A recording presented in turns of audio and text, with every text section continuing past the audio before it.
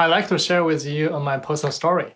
When I first came to Australia from China, my job at that time doesn't require many face-to-face communication. I pretty much sit behind a computer and get my job done.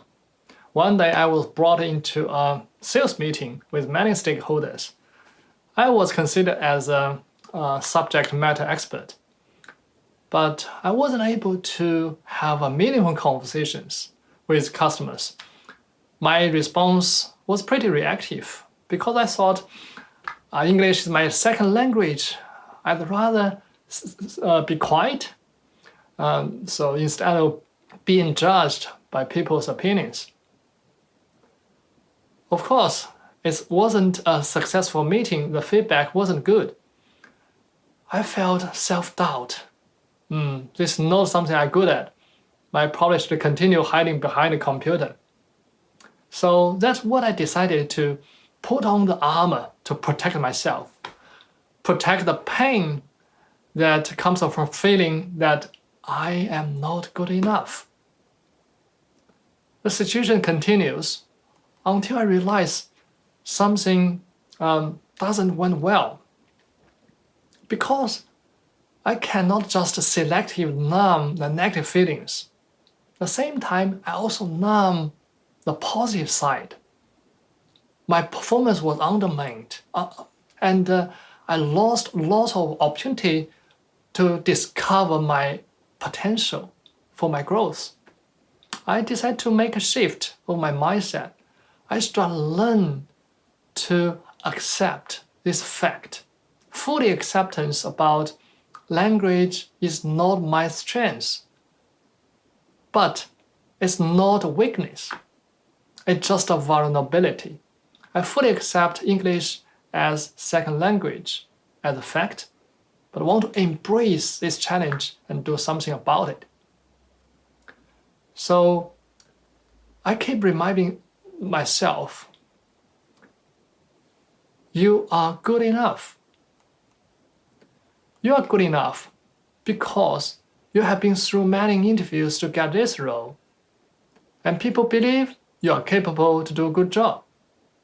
You have proven record or history of success. You should believe in yourself. So before I started a presentation, normally I feel very anxious because there are so many what if. What if people couldn't understand me because of my accent? What if I made mistakes about the grammar or choice of words? What if people judged me because of my communication skills? So even today, I still have that self-doubt. However, the most important thing is keep telling yourself, you are good enough. Firstly, by telling yourself you're good enough, you shift the attention from yourself to audience. That's what I've been told by my coach. Focusing on yourself only can make things worse because you think about this. Why people come here to listen to you? They want to get value from them time. They want to learn from your experience. And they want to know, they want you to be successful. So they are here to support you. Keep that in mind. And here, you can make mistakes because you are not here to be expert to tell them what to do. You are here to purely share your experience. Secondly, telling yourself you are good enough will make yourself aware, right? There are many things you can do. You become gentler and softer, and also be kinder to yourself and also be kinder to people around you.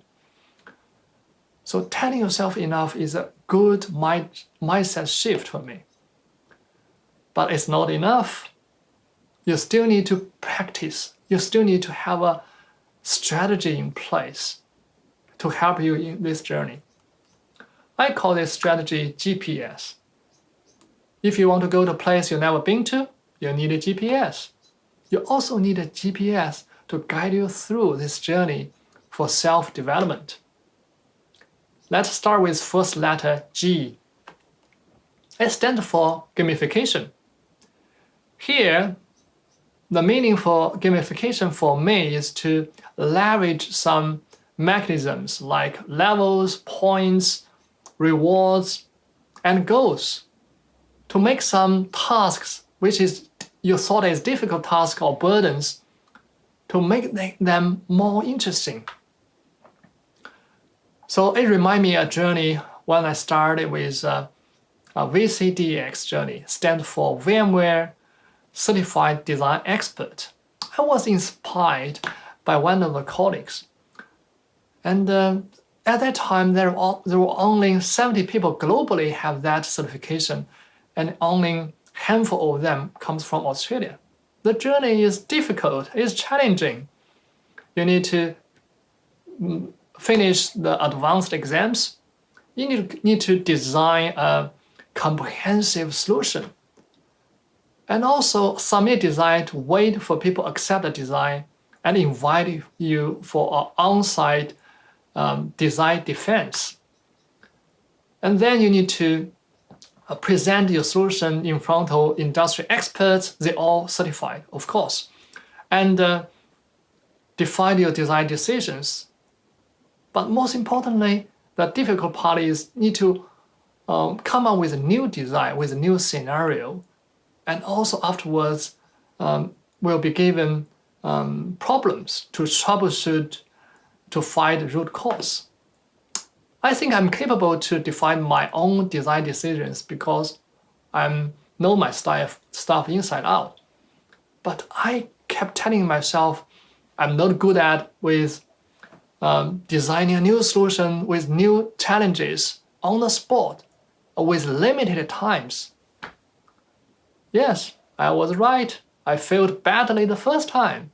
I have my self-doubt again. I'm not good enough. Why am I doing this? But hang on, wait a second. You are good enough. I started to make this mindset change. Firstly, it's not a failure at all. We have seen lots of people putting this experience in their LinkedIn profile. I failed, but it's a celebration. It's a reward. How cool is that? There's no failure. Secondly, I have community. People all talking about these goals, people talking about the experience. I'm empowered to continue on this journey. Mindset change is not still not enough. It still requires practice. Practice like it's a real game. Treat every opportunity as a real thing to practice. And also, when the real game comes, you're ready. Treat it as practice. So at workplace, I took every task which required human presentation or interaction as an opportunity instead of burden. So customer meetings, presentations, awesome. That's an opportunity for me to practice and build up my strengths. I also invited my trusted colleagues to provide feedback to me before I present. At night, I joined a Toastmaster group club, which is a non-profit organization for public speaking. I provide prepared speech regularly, and also I was put on spot to give a table topic, which is impromptu speech in 3 minutes with any topic. So that's a great opportunity for me to practice in a very supportive environment because people provide a very valuable feedback, so I know which areas I should improve. Thirdly, on weekend, because I committed to this goal, I found people already shared the goal. 3 of us locked us in an apartment and we do the group study. And I still remember back that days. And we have beer in the hand and also present to each other and challenge each other with very hard questions. That's fun. Guess what? All three of us flew to US 1 week earlier and still practice until the last minute. All of us passed the certification. We're all thrilled. What I learned from this experience? Leverage gamification and also practice in real life. So if you think you want to have improvement about your communication skills, find a challenging goal, get yourself excited, and then break it down to smaller goals. For example, if you want to present in front of a big conference or the whole company, start with your team. Start with smaller groups first, get feedback, and record your sessions and watch it back again and again. And I'm very confident you will get there because that's exactly what I did. Be an excellent communicator is not easy. Actually, it's not everyone was born as an excellent communicator. I'm far from that. As a second language English speaker, it's even harder. I was given feedback that my accent could be a barrier for people to understand me properly.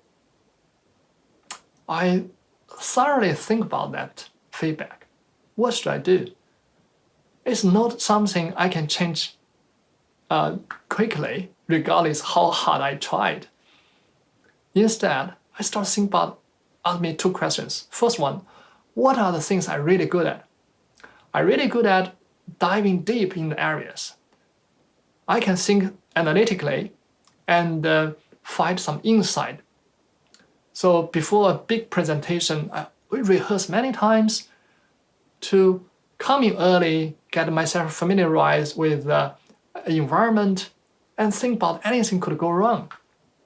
Before a big customer meeting, collect data first, sync up with my peers, and make sure everyone on the same page. And pretend myself as customer what questions people are interested. Should I prepare this answer beforehand and make it a structured response? So by doing this, I'm very confident. So I already tried my best. Find my superpower doesn't mean I have to speak all the time. I can leverage other mechanisms, such as writing a reference architecture, writing up blog articles. Yes, these are different ways to be a good communicator. Second question, I ask myself, which areas I should improve to be a better communicator? So, excellent is some fact I couldn't change, but what I can change, what I can improve is about I can prepare better, I can get myself ready for the conversations beforehand. So I believe you can also find your own superpower. Let's ramp up with some strategy we just talked about. GPS, find your own GPS in this journey. Define a mechanisms leveraging gamification. So set up goals, make it challenging, and reward yourself. When you every time complete a milestone, you reward yourself with some things you want to do or want to buy. P, practice all the time in a supportive environment. And thirdly, find your superpower. Nobody born as an excellent communicator. I believe putting on armor wouldn't help us. It only slow us down. They will only undermine our performance. Instead, we should let us sing, deeply sing, vulnerably sing. I truly believe we can turn our vulnerability into superpower. Thank you.